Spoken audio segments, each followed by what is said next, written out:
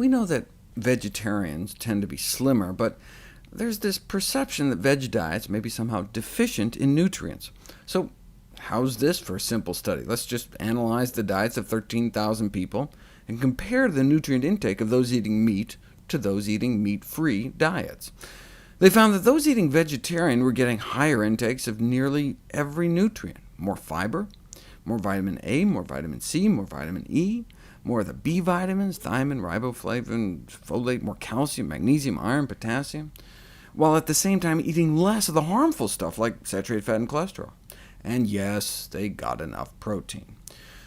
And some of those nutrients, look, are the ones Americans really struggle to get enough of: fiber, vitamins A, C, and E, calcium, magnesium, potassium.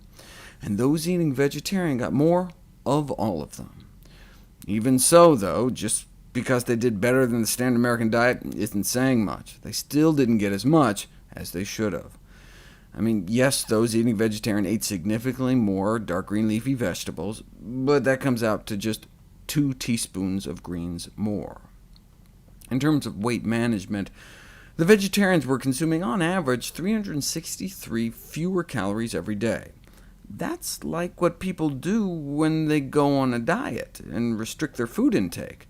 But that seemed just like what vegetarians ate normally. So a vegetarian diet could be considered an all-you-care-to-eat version of a calorie-restricted weight loss diet, naturally inducing weight loss and also helping maintain healthy weight status long-term. So just following a vegetarian diet alone, without focusing on calorie reduction, could result in weight loss. How sustainable are more plant-based diets long-term?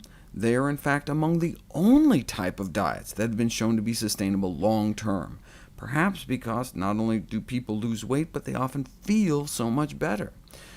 And there's no calorie counting or portion control. In fact, vegetarians may burn more calories in their sleep. Those eating more plant-based diets appear to have a 11% higher resting metabolic rate. Both vegetarians and vegans in this study just naturally seem to have a revved-up metabolism compared to those eating meat. Having said that, the vegetarian diet pattern in this study included eating eggs and dairy, so while they were significantly slimmer than those eating meat, they were still, on average, overweight. As we've seen before, the only dietary pattern associated with, on average, an ideal body weight was a strictly plant-based one. Still, this study does help dispel the myth that meat-free diets are somehow nutrient deficient.